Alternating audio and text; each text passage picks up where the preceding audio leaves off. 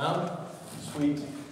Welcome to tonight's open forum. I really do appreciate everyone for coming by and taking the time to be involved in your community. There's nothing more important than knowing your candidates more so that when the decision comes to vote, you have an educated opportunity.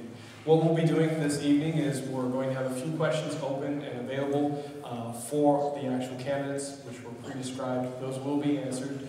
After that, we'll have a short 5-minute break in which you can bring up any, and I believe no cards have been handed out. All right, well, if you have a question as we're going through or feel like you have a question, you can at any point during this forum go over and write down that question and bring it over here. However, at the break and at the conclusion of that break, there will be no more opportunity for you to submit those questions. So if you do have a question, please bring that over to me before the close of the break. Now, if you have a question, I do apologize, but the questions that are in front of you are the questions that will be read. If you have an individual question for a candidate, or if you feel that there's a pressing question for yourself, please feel free to talk with them after, or wait until that opportunity for you to submit your questions. I do apologize. My name is Chris Meek. I'm with Edward Jones. I'm a mediator down, or a moderator down in Eugene. I was asked by Wyatt to come in today, and I'm looking forward to helping you guys out with tonight's events. Now, we do have 3 wonderful representatives, Jeff King, Michael Schrader, and Dean Dirks, who will be with us this evening. I do apologize, Gary Hull and Alan Forster were unable to attend tonight's events. So we will have the 3 candidates available. And again, if you have any questions throughout any part of today's festivities, please feel free to write those on the card and submit those. However, after the break, and again, I can't specify enough, after the break, if whatever I have in my hand is what I have in my hand, and no other questions will be asked from that further point. We're going to begin with a 2-minute statement. Each candidate will have 2 minutes to speak their piece, whatever they feel, after which we'll have 90 seconds per question. Once all of the questions have been read, I will ask for a 5-minute break. After that break, we will reconvene to answer any of the forum questions that you guys submit. We will then, after the questions, have a 2-minute closing where each of the candidates will have 2 minutes to say whatever they'd like to as we close this evening.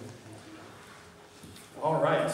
Well, with that being said, let's go ahead and go with the opening. Dean, if you could, please open us up this morning. 2 minutes.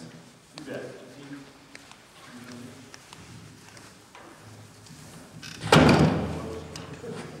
I'd like to thank those responsible for putting together the forum and getting us together so that we can kind of give you our views and what we're thinking, some directions for the Lebanon Fire District.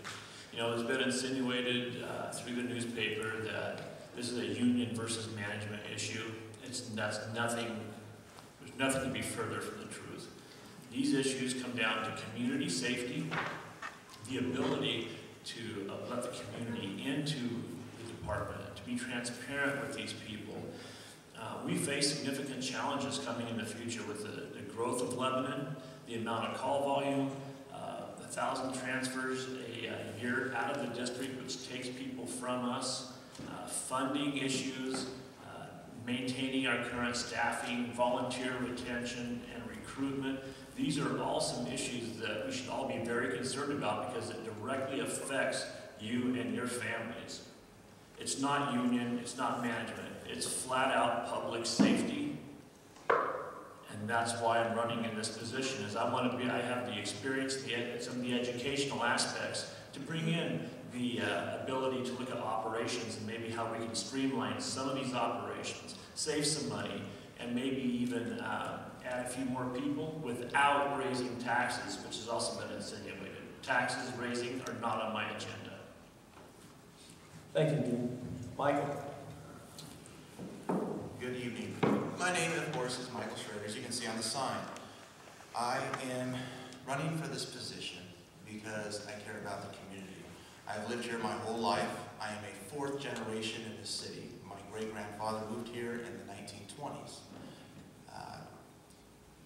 The purpose of doing this all is quite quick and fast for me.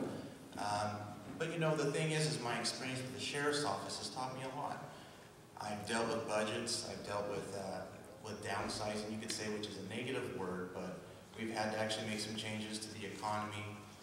With my experience in dealing with that, I figured that it would be time to actually be mature enough and and have enough experience to actually turn around and go to the community with this.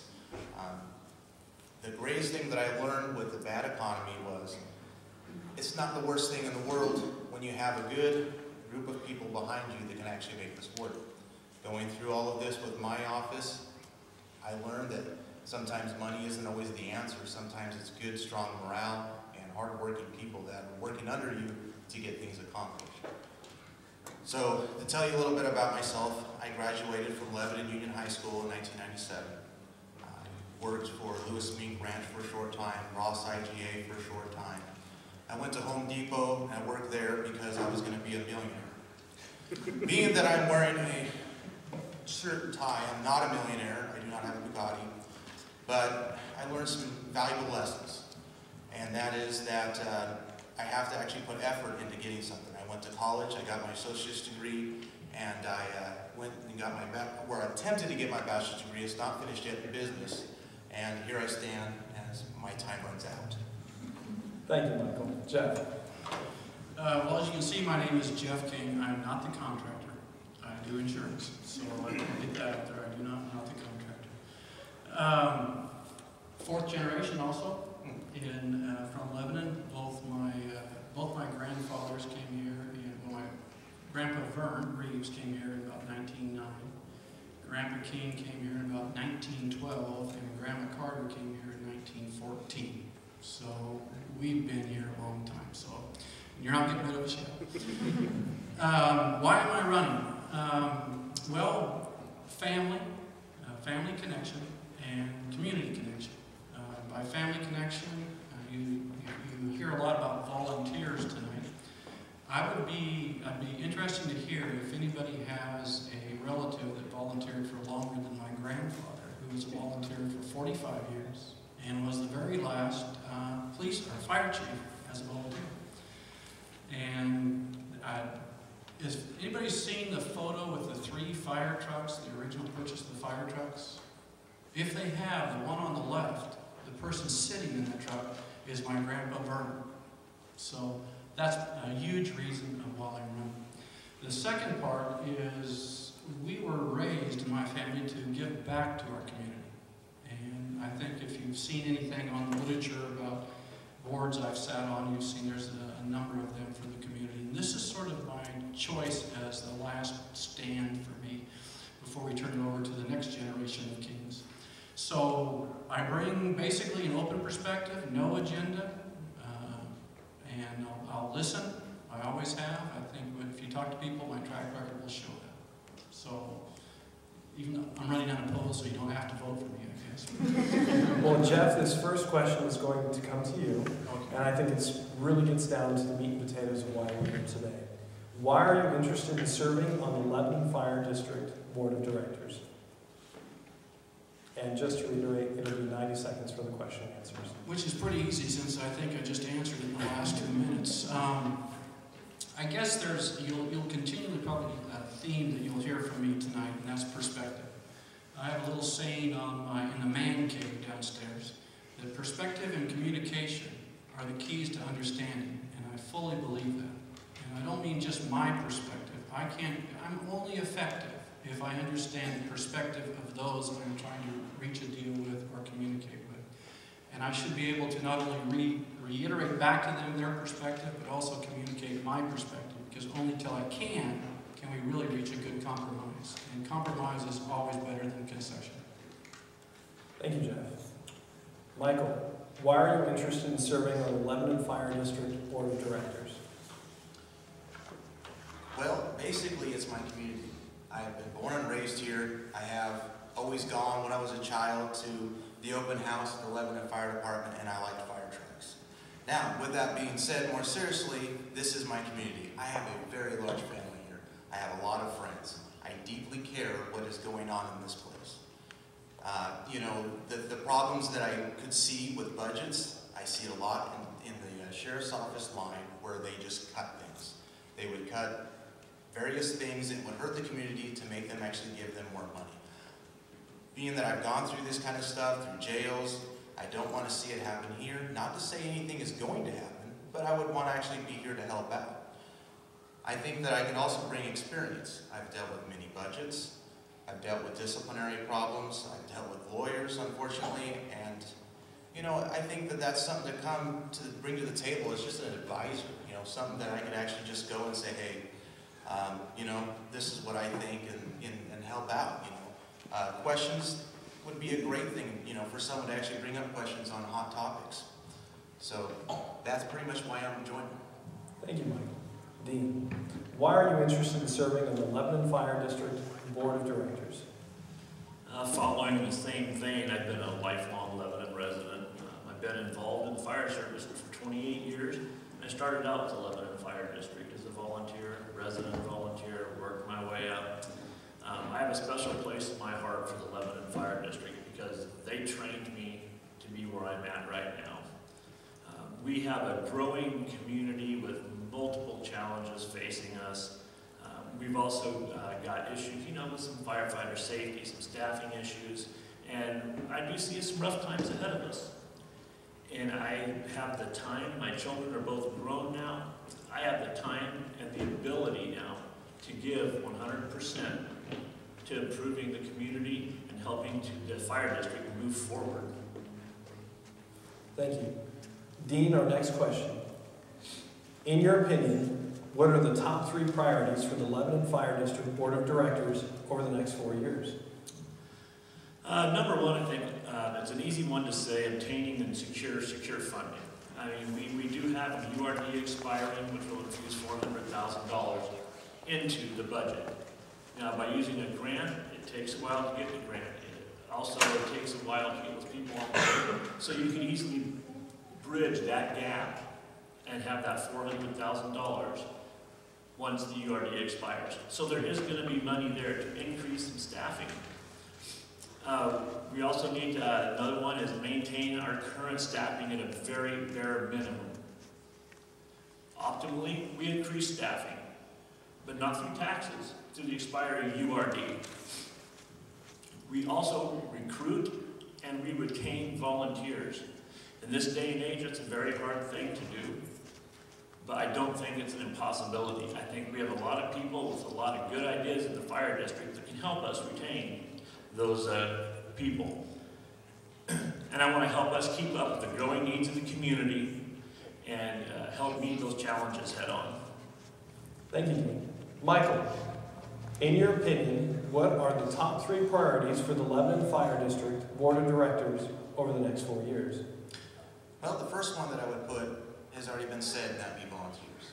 Now, it would be easy for me to say the solution to this, but I don't think I have one. And the reason why is because I don't have experience with the fire departments. I have with the sheriff's office with volunteers. But that's the greatest thing. 10 years ago, we had double the amount of volunteers. I think the purpose that I would have coming into this is why the change? You know, not everything has to be reinvented as far as the wheel, you know. We can actually go in and take a look at old things. What were they doing? What were the forefathers from us coming in doing that made it so successful? I think the second thing would be maintain. Everybody has been hurt from the money coming in. What you have to do is you have to be able to keep your resources up to par, have your machinery, have your staffing, have everything else going just fine. So when we actually do come out, which I am hearing through the grapevine where I work, we would actually be able to come up and actually not be in the hole and owe a bunch of money on stuff that we neglected. Thirdly, would be community involvement. We have to keep the community educated. We have to keep them involved in what we do. Everyone likes heroes, and so we have to keep them thinking that we're doing our job and doing it properly. Thank you. Jeff, in your opinion, what are the top 3 priorities for the Lebanon Fire District Board of Directors over the next 4 years? I don't know addressing the next 4 years. As a board of directors, a member board of directors, your responsibilities are almost always the same.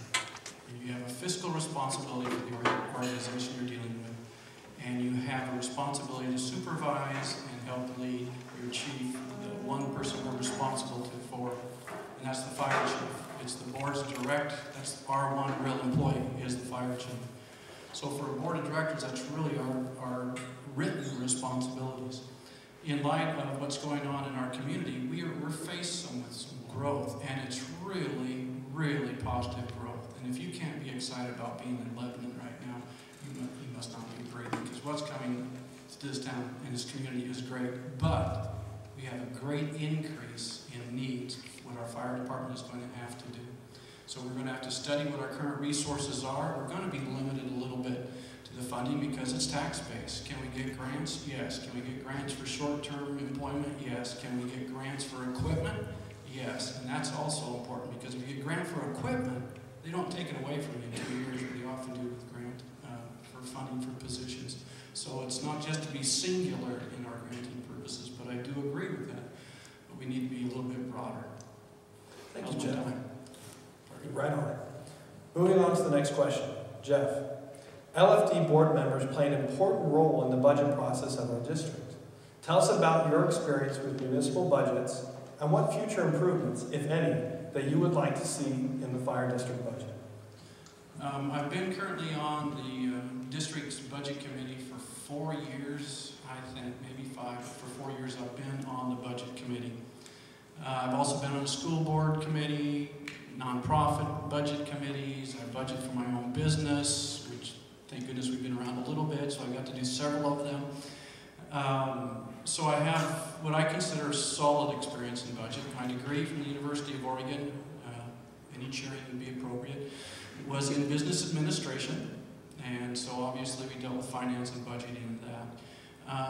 I would like to quickly say the budget process for the district is really a pretty good one. We receive the budget weeks before the budget meeting, and you would think that'd be a standard procedure, but you'd be surprised how many times you go to a budget meeting and you're handed a budget and they're expecting you to approve it at that meeting. This district does not do that, and they also give us the ability to have open communication if we have questions on terminology we've forgotten, so we can get questions answered before we go to the meeting to help keep it a streamlined meeting and just ask the important questions. Thank you, Jeff. Michael, LFD board members play an important role in the budget process of the district. Tell us about your experience with municipal budgets and what future improvements, if any, that you would like to see in the fire district budget. Well, at the sheriff's office, we had the same budget issues. Last year, we had to lay off 11 CROs, which were control room operators. We had to lay off 4 sergeants, and we had to lay off 4 employees. At the same time, we were expected to give the same amount to the community as before. We had to hold the bad guys in the jail, keep the public safe, because that expectation never went away, but we had to make adjustments. And it was quite the experience, moving people around, keeping morale up, and you know, it was something that I learned, and I don't ever want to experience again, but who knows. As far as the being a board member and handling it, seeing what happened on here, I think it's just preparation. You know, the economy will go up sooner or later, I guess, but we have to be prepared for it. We have to actually have what we need and what we want separated and tackle it accordingly. Thank you, Michael. Dean, LFD board members play an important role in the budget process of the district. Tell us about your experience with municipal budgets and what future improvements, if any, that you would like to see in the fire district budget. I do have some experience with municipal budgets as the City of Albany. I am in charge of ordering and maintaining all EMS supplies for over 6,000 calls a year. That includes the arbitrary budget freezes, the budget cuts, and that sort of thing of being able to prioritize my spending. One of the things I would like to see maybe is more involvement from some of the members of the department. There seems to be a lot of miscommunication when it comes to budgeting. Maybe if they bring in some of the rank and file people, the budget committee, the management, everybody will be able to look at the same budget, ask the same questions, and be on the same page. And you will not have those miscommunications or those accusatory actions. Everybody can work as a team and try to get the budget hammered out to pretty much please everybody. Thank you, Dean. Moving on to the next question. It goes without saying that an organization's success is based on the vision of its leaders. If elected, what kind of vision and leadership will you bring to the board of directors and the members of the Lebanon Fire District? Yeah, I really agree that success is based on leadership. But by the same token, People should be leading by example. You need to have someone in there that's leading by example. They need to have transparency. They need to have trust. There's also the fact of maybe they have mentorship programs where people that are really interested in becoming chief officers within the department are trained. They're bringing them up. They're learning about the budget process. They're learning about the HR issues. They're learning about these things through mentorship from those above them. You know, I envision leadership with them being open, honest, having transparency, and listening with open communications. You can't lead by shutting the door on other people. You can lead by having an open door policy and willingly listen to the other people. That's about it. Thank you, Dean. Michael, it goes without saying that an organization's success is based on the vision of its leaders. If elected, what kind of vision and leadership will you bring to the board of directors and the members of the Lebanon Fire District? An open one. I'm a first sergeant at the jail. What I have to do with short staff is be one of the others. I have to get dirty like the rest of them. There is no office for me. Where I work, there's 2 people that are supposed to be in there. I'm the second person working as a deputy position. It's not easy, but I can tell you right now that whatever happens, the guys will be with me. You have to be able to be in the trenches with your people. I also agree that, you know what, it is wise to actually train your successor. I would like to see that kind of stuff happening in the Lebanon Fire Department. You have to actually give people hope. You have to give them a goal to actually accomplish. That's something that, you know, you would really want to see in that place.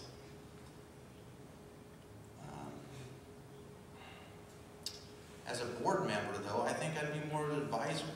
I think a leader should listen. You know, you need someone to actually go and complain to. Not every complaint is going to be legit. Not every complaint sometimes is just someone blowing steamy. You have to actually listen to them.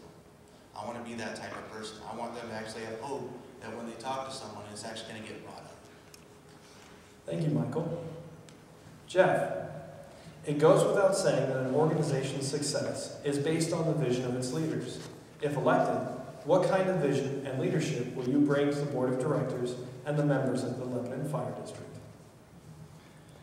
Well, let's address the vision really quick. We just got done completing the standards of coverage in which we looked at what we're providing for services now. And part of that, we reached out to the community for their perspective, what were their priorities. And so the community is sort of driving that product. And I think that's when I'm talking about a vision, I better hold it as a board member, the vision of my community as much as my own vision. Sometimes visions of board members or people end up being agendas as opposed to a real vision. And we have to always be careful of that. The second thing is sort of what I talked about in the opening 2 minutes, communication and perspective. I don't know how you could ever be a good leader if you can't facilitate those 2 things and get your entire team to work towards that.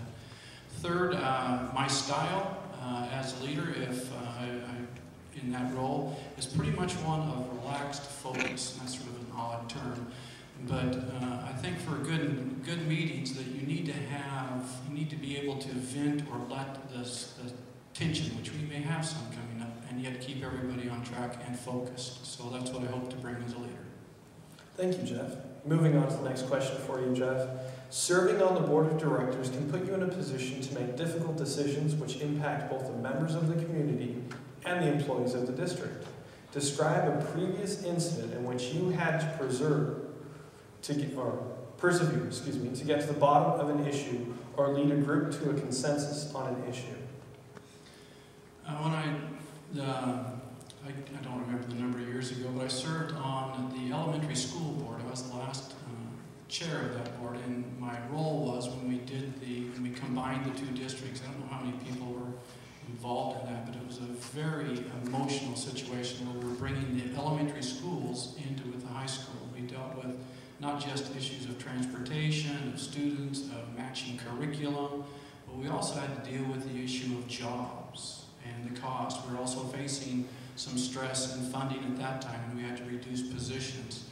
And we had to look at even doing some subcontracting work from classified positions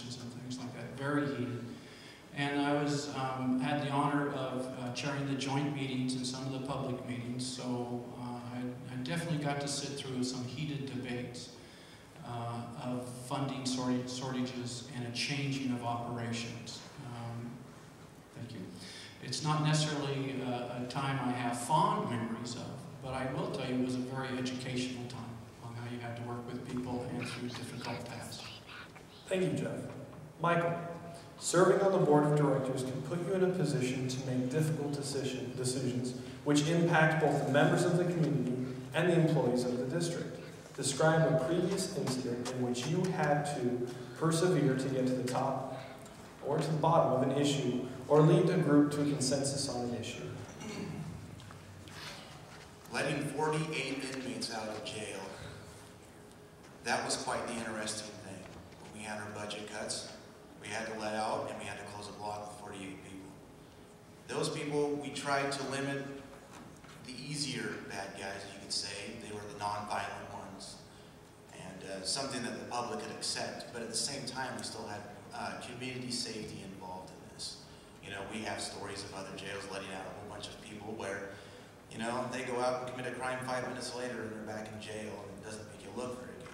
And you have to, you know, preserve that. You have to show that your office or department is actually doing the job you're supposed to do.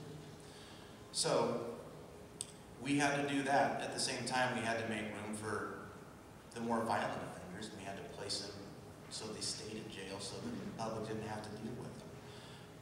We went through many hours of just reorganizing the jail, moving staff to certain areas, changing the way we did business, working with the courts.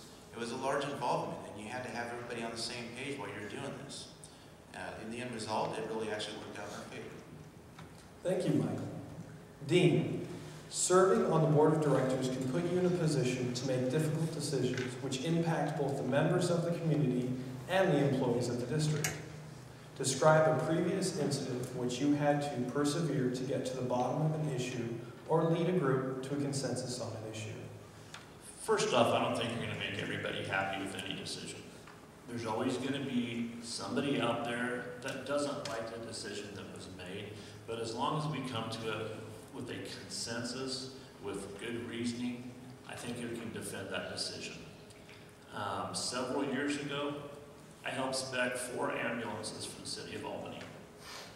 And trying to make 60-some people on the line that run on an ambulance happy is a real challenge. As many of you can probably relate to. Everybody wants something different. It came down to a committee of 5 of us taking all the input, ranking it, and deciding, okay, this is what most of the people want, this is what affects them, so this is what we're going to do. So we spec'd all those ambulances with input from everybody, rather than just taking it from ourselves and making what we wanted out there. I mean, we all just have to realize that at the end of the day, you can agree to disagree, move on, and still be the member of a team. Thank you, Dean. Moving on to the next question. Dean, how would you approach the board of directors or management team to tell them that the action they contemplate is wrong, or that they are going in a direction with which you are in total disagreement? This is something that, you know, I believe that you need to have all of your facts prior to discussing it with them. There's 2 sides to every single story, and you need to get both sides of those story. You need to sit down in an adult, unaccusatory factor and talk with these people. If you disagree with it, you need to have your reasons why, not just because I disagree. No, you need to have reasons why. There's no reason that you cannot sit down with most all of these people and have some type of a compromise. By including everybody with open communications, everybody having some input, you should be able to come to an acceptable solution for the entire team. Thank you, Dean. Michael, how do you approach the board of directors or management team to tell them that the action they contemplate is wrong, or that they are going in a direction with which you are in total disagreement? Well, the position that I'm in right now is first sergeant, and I think that I get a lot of experience from this because below me, below the sergeant, is our unit. and above me is our captains and above that are the other side of the table, you could say. So I get a lot of interaction with both of them about complaints and wants, and it is played fairly good on my side as far as being able to play the middleman. And I think that's the major thing out of that is communication. I can play more of a lobbyist than anything else. I can help, one side and the other, not going too far, of course, and helping them out. I think if there was an issue that you have with someone, I think the major thing is communication. Not everybody's going to agree. On a board, I would hope the fire board, whether who's on it or when it happens, it's never going to be just a 5-0 vote every single time. There has to be some disagreements. There has to be some questions in this stuff. I wouldn't want to see everything get streamlined. That's where mistakes get made on haste decisions. So I think the major thing of it is just discussion and questioning. Thank you, Michael. Jeff, how do you approach the board of directors or management team to tell them that the action they contemplate is wrong, or that they are going in a direction with which you are in total disagreement? My nature is just to be reasonably calm and direct and rational, and I don't see me changing that for this particular role. I also believe, as said similarly, communication is important perspective, but I also believe if you're going to have a disagreement, you should also come to the table with a solution, and you should work it from that aspect too. I just think it's important that you really are there and you appear that you're there to contribute and make it a teamwork. And we all know we'll never all agree. If we have a 5-0 vote, there'll probably be reason for celebration, I suppose. But anyway, calm, direct, and rational. Thank you, Jeff. The last question.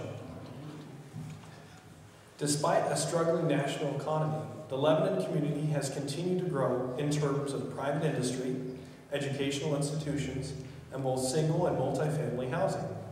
With this growth comes an increased need for service from local agencies, such as the Lebanon Fire District. As a board member, how will you plan to meet the ever-growing needs of your community? Well, I think we have to, one, understand where growth is going. Right away, right at this point, we know we're going to have growth, but we really don't know completely how it's going to come, to what degree it's going to develop. So it's sort of hard for it just to have a straight plan at this point. But we have to be flexible with that. We have to have a solid understanding as a board where our budget dollars are and where the easiest budget dollars are to transfer. Which accounts will they hurt the least? What people will they hurt the least? What resources can we draw from for emergency need? Do we keep our contingency levels important? How do we protect that? Because a good contingency gives you those funds for an immediate action when we have a need. And we just have to continually study where our growth is coming from. Because we can all have our own theories of how it will develop, but we will not know until it actually starts hitting us. So we need to be flexible. Thank you, Jeff. Michael, despite a struggling national economy, the Lebanon community has continued to grow in terms of private industry, educational institutions, and both single and multifamily housing. With this growth comes an increased need for service from local agencies, such as the Lebanon Fire District. As a board member, how will you plan to meet the ever-growing needs of your community? This might sound a little blunt, but you get the job done. Taxpayers are putting trust in us, or the fire board and the Lebanon Fire Department, to be there when their family needs your help. You have to be able to have everything organized, whether it is machinery or your manpower, but they expect when a fire should happen, they expect the proper amount of people to show up to scene, be able to take care of the problem. When one of their loved ones is hurt, the ambulance shows up on time and is in good working order to actually handle the situation. As a fire board member, I think I agree that you have to keep an open mind on this. There's a lot of questions that are going to be hitting this community in the next year. We're going to have to keep an open mind as far as the Obamacare, our taxes, growth, and what it is. Is it industry? Is it housing? There's a lot of questions out there that we don't know. We're not going to be able to answer or actually tackle until they actually are in front of us. So that's where I stand on the issue. Thank you, Michael. Dean, despite a struggling national economy, the Lebanon community has continued to grow in terms of private industry, educational institutions, and both single and multifamily housing. With this growth comes an increased need for service from local agencies such as the Lebanon Fire District. As a board member, how will you plan to meet the ever-growing needs of your community? It's going to come through staffing and volunteers. At this point in time, this audience has no idea how many times the Lebanon Fire District has maybe one ambulance available or no fire engines available because all the ambulances are gone. 1,000 transfers a year out of the city, and that's leaving our taxpayers without those people to treat our family members. That's leaving, fire grows 1 minute, or grows doubles in size for every minute it burns. So I've got a fire engine that I'm waiting for 8 to 10 minutes while my family burns upstairs. That's not a safe community.